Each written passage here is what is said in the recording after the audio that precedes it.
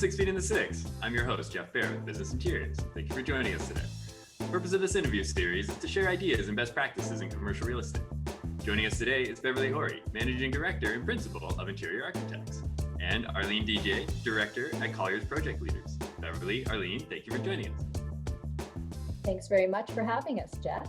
Very excited to be on this call, especially with my colleague, Arlene. And I'm thrilled at the opportunity to chat with you today. I've seen some of the previous podcasts, so it's going to be fun. Beverly, can you tell the viewers a little bit about yourself? Sure. Well, as Jeff said, I'm the Managing Director and Principal of the IA Toronto studio. Let's see. I'm an architect. I graduated from the University of Waterloo in architecture and became a registered architect in 1994. That's a long time ago. I've had my career path has been varied. I haven't come on the linear kind of career path that some people have. And I am now happy to be at IA leading the office. And it's a great firm. I really enjoy being at IA. Arlene, can you tell the viewers a little bit about yourself? I too am of Beverly's vintage. So I graduated from Carleton University from the School of Architecture. And I practiced for about 15 years. And in between that time, the 90s weren't so hot for real estate. I left Canada in the late 90s and moved to Washington, D.C., where I resided and continued to practice, and then moved on to project management.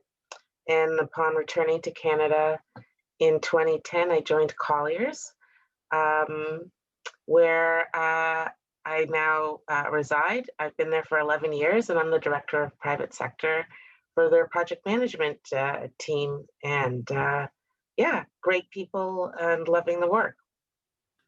Beverly, can you show us what face mask you've been rocking? Okay, I've got a few, if I may. Please. So I'm pretty boring because the face mask that I like to wear all the time is like my clothing. Is this.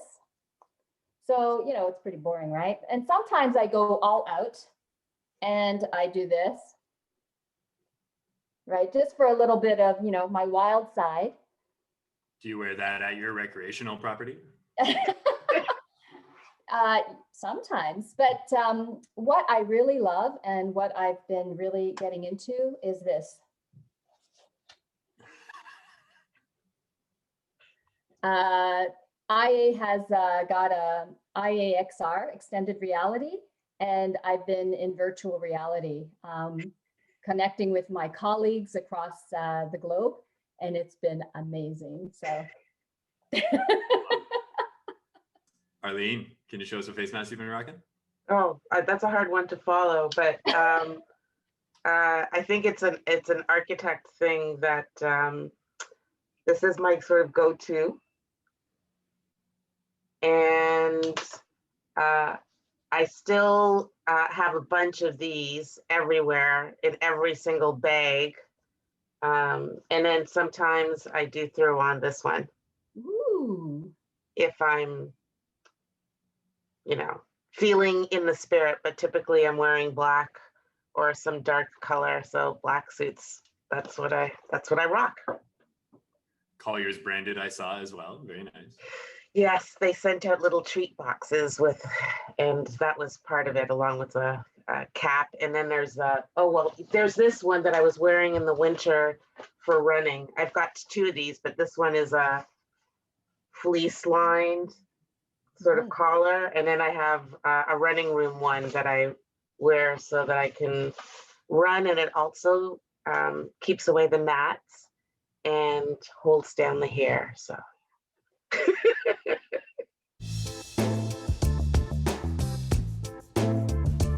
Arlene, can you tell me about some of the changes that took place in your business in 2020? The way that we work day to day doesn't really change, because as project managers, we're typically with our consultants or on project sites. I think what changed was, the loss of the home base, though, and the gathering of everyone in our offices. That's been a bit of a challenge. And I know everybody's zoomed in or zoomed out or zoomed over or teamed, whatever, which is that piece of it. We learned lots of new technology, how to work together. And I think one of the biggest changes is, the bringing to light of more diversity and inclusion has been brought to the forefront of our business. I know that I've been working on it with Colliers since 2019, and they've been working on their program since 2015. But in 2019, we made an intentional road map for going forward, which there was a big focus that was brought in 2020 that accelerated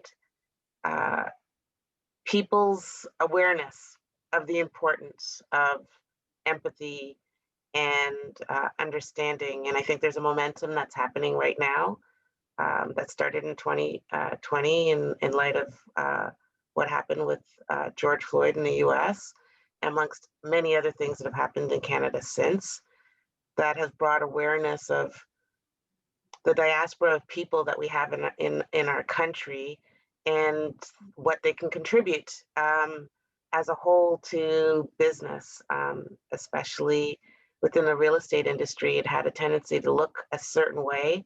And from your podcast today, we can definitely say it's looking a little bit different now. So that's something that's really changed, that the awareness level and the creativity that's come from our colleagues in the programs that we've done. Well, that's great that you had already begun that journey kind of pre-2020. So you feel that 2020 just really kind of amplified and sped things up that were kind of inevitable changes, but maybe happening a little slower than you would have liked? Yeah, I think we were going at a good pace. I think we had established some pillars, so leadership training, internal programs like parental leave had already been established, more communications, educational programs for our folks. And the thing that helped propel some of the things that were on our wish list, like launching employee resource groups, really took off. So we started with a veterans resource group. We have a women's resource group. We now have a family resource group. And this month we're launching Pride and the Black Professionals Network for North America. So the response has been overwhelming. And there's been a coming together and camaraderie that I think is pretty powerful and reflects a lot on people allowing to truly be authentically themselves when they go to work. So yeah, I think it has picked up that momentum. Beverly, can you tell me about some of the changes that took place in your business in 2020? I guess, we experienced, clients putting projects on hold, people trying to figure out what to do with this virus and this pandemic that was happening, trying to figure out how to get people back into the office immediately, and then not realizing that this was going to be an extended period of time before we could go back to the office. So a lot of clients are now reevaluating what to do with their workplace. But there is, as Arlene had mentioned, there is a renewed focus on things that were, I guess, trending prior to the pandemic, but the pandemic really spurred it on. And I think the overall focus is now on the employee, on the person, and to see the person as a whole person rather than just a worker bee and a worker person, and to understand that they have they are multi-dimensional, and to recognize where they come from. You know, I've heard a lot of talk before, even from, you know, my friends saying, well, I do not see color. And, you know, so everybody is the same to me. And I'm like, well, I'm sorry, but you have to see color, because unless you see color, you cannot understand what that person has experienced. And you cannot begin to understand the differences between our experience in the society or other societies and your experience, because they are very different. So yeah, it's interesting. The whole, you know, IA has now focused on people as a huge part of how we're moving forward. We don't seem to be as progressed as far as Arlene and Colliers has, but we're on the right road right now. We've hired a chief people officer who's an amazing Black woman from Atlanta. And she's so inspirational. I was very, very impressed with how she spoke and the way she spoke, and asking us to hold her accountable for the goals that she sets. And I was just blown away. So I'm really happy in what's going on right now. And I think these kinds of changes are happening all across the board.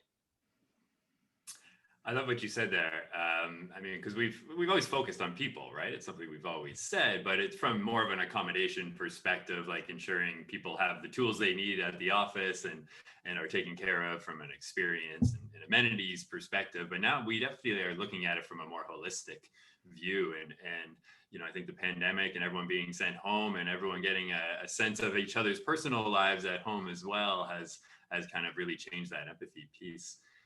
So is there any kind of future initiatives that IA has on the horizon to continue this momentum? Well, the Chief People Officer, I was on the Diversity and Inclusion Committee or Council, and that was put on hold for a bit until the Chief People Officer could come on board. So she's heading up the council activities.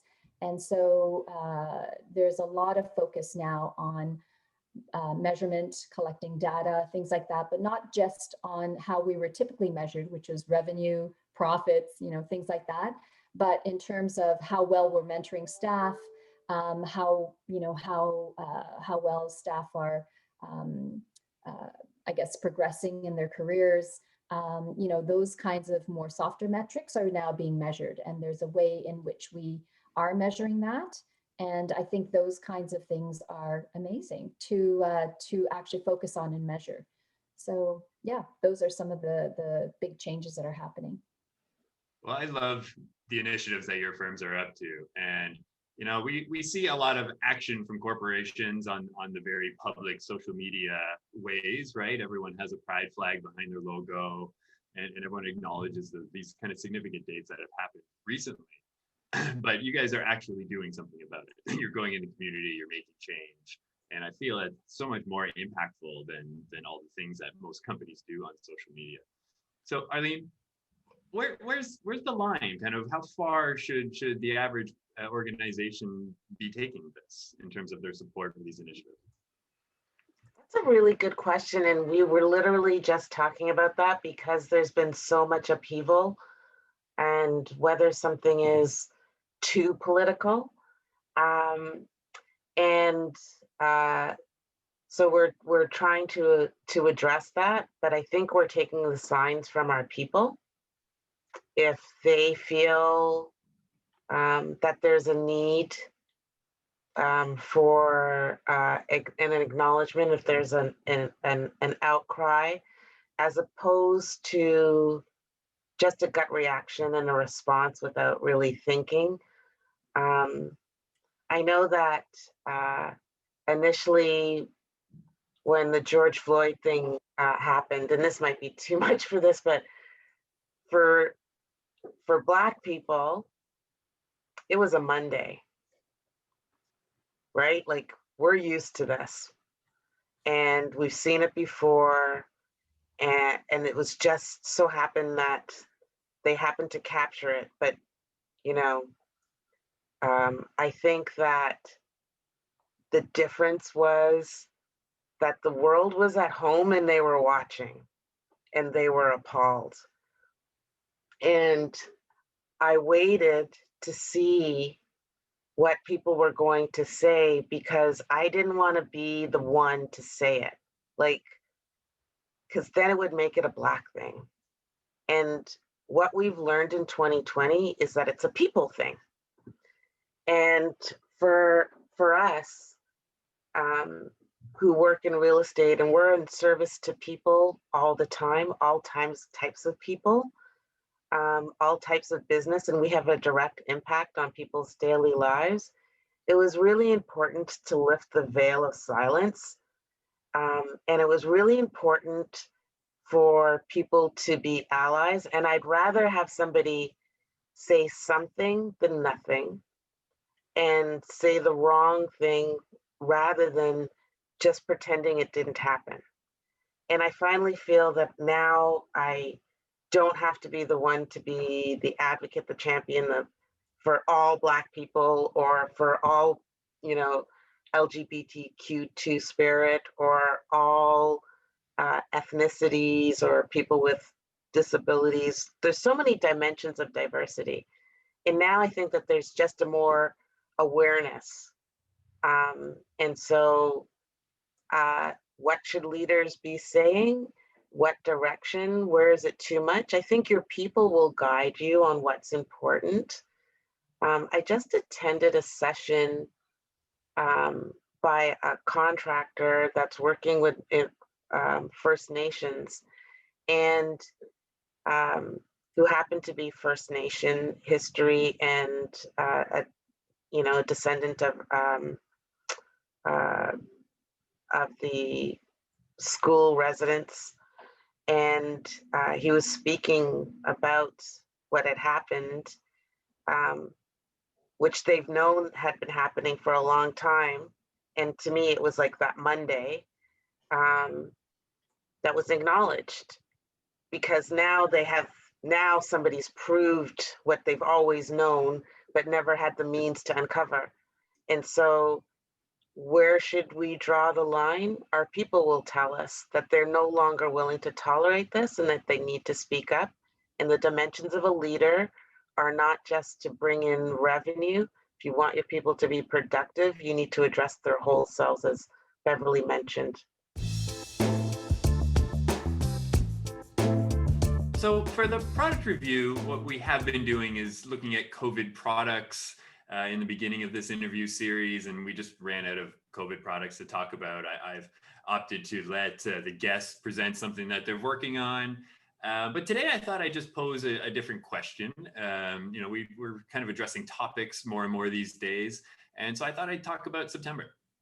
The date is June 16th right now, the day that we're recording this, and September is a big day. It's a big month. It's what everyone is expecting to be, as close back to normal as we can remember, with children going to school and whatnot. So, Arlene, what do you think is going to happen to our industry in September? So I have several predictions that I've been talking to clients about. So one is I'm encouraging clients to move forward with the work that they have now. As we know, we have this huge market volatility currently, but contractors still want to work and subtrades want to work and furniture folks want to sell furniture. And I think that there's going to be an onslaught of work in the private sector that was not deemed essential, that has been shelved because people went into a conservative mode, as they should have, during this period of time. And I think once we hit this herding, which will be, August, September, that a couple of things are going to flip. So I think first, everyone that's been cooped up in their house for, by then it'll be a year and a half, if not a bit more, they're going to get on their bicycles, trains, planes, automobiles, and head somewhere. And so in order to do your employee surveys and things like that, you may not have the staff there to do it. I think secondly, the market, we had great pricing on projects that did move forward during COVID. And it was more of a tenant market. Even the sublease market is tenants are finding space with the plastic still on the chairs.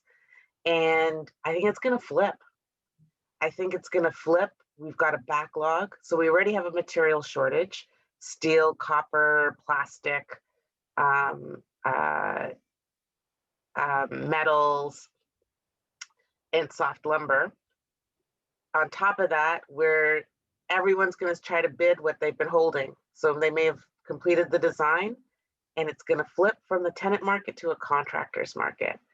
And so the escalation will not only be a material one, but it'll be a resource constraint.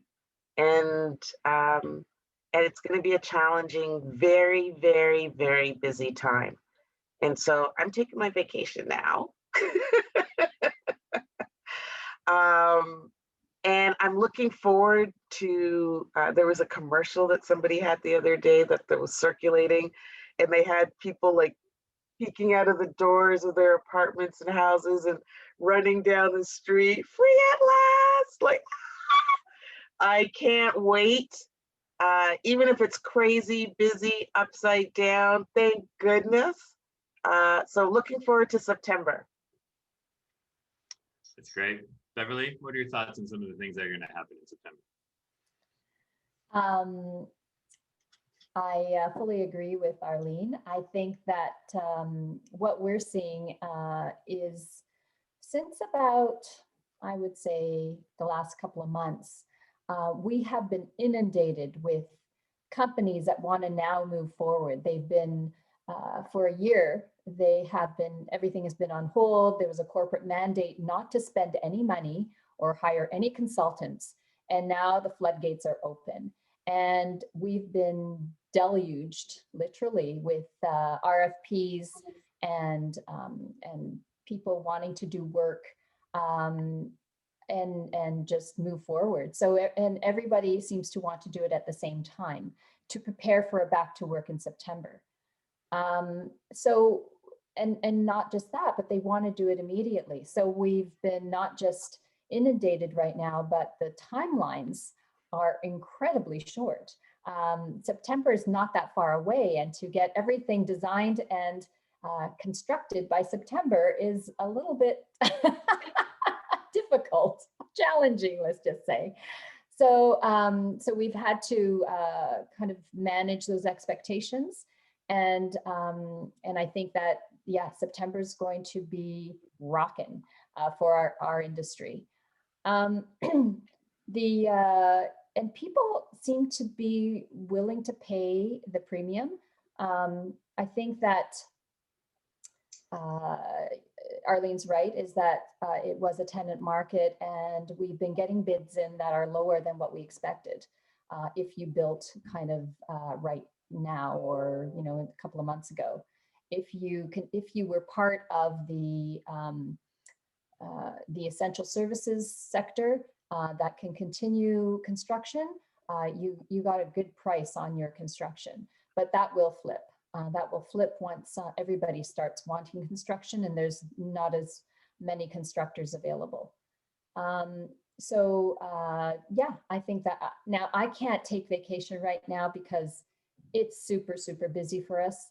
I'm assuming that the rest of the year is going to be super busy for us. And it's not just this market, the local Toronto market, because I'm connected with everybody across the IA platform. Everybody is super busy right now, and it's difficult to keep up, actually. What I think is fascinating about September is that we were all planning our re-entry back to the office right now, right? And we're trying to analyze who's performing and who's not, determining who should be in the office. But if you have kids, you haven't experienced work from home yet, right? Like, you have no idea what work from home is like. I don't have kids. I've been sitting in my spare bedroom. I know exactly what it's like past September, but I feel like it's going to be a big shift for a lot of people who have children, because now they can actually assess if they enjoy working from home. And so it's also presents a real challenge to organizations who are trying to analyze these things right now, because it's much worse for anyone with children at home and trying to execute their kind of work activities. You know what? I didn't want to make light of everything that's happened. I think out of everything that's happened, we know that good could come out of a bad situation, right? If we've learned anything from 2020, I've learned to see people's grace, and this platform allows grace to continue, and not making light of it, but taking the opportunity to do something meaningful with everything that we're given. So, thanks, Jeff, for giving us the opportunity to share, and it's nice to share it with Beverly. But I think that it's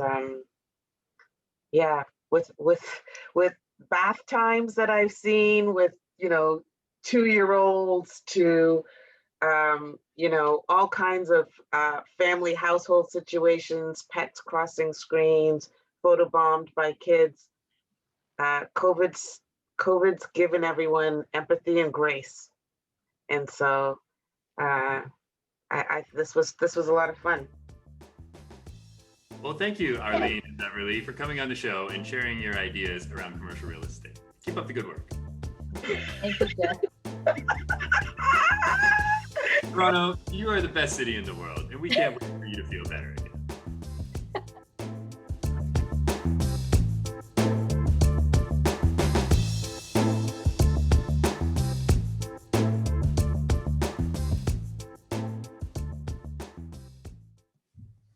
Do you guys see what's going on with my lighting here?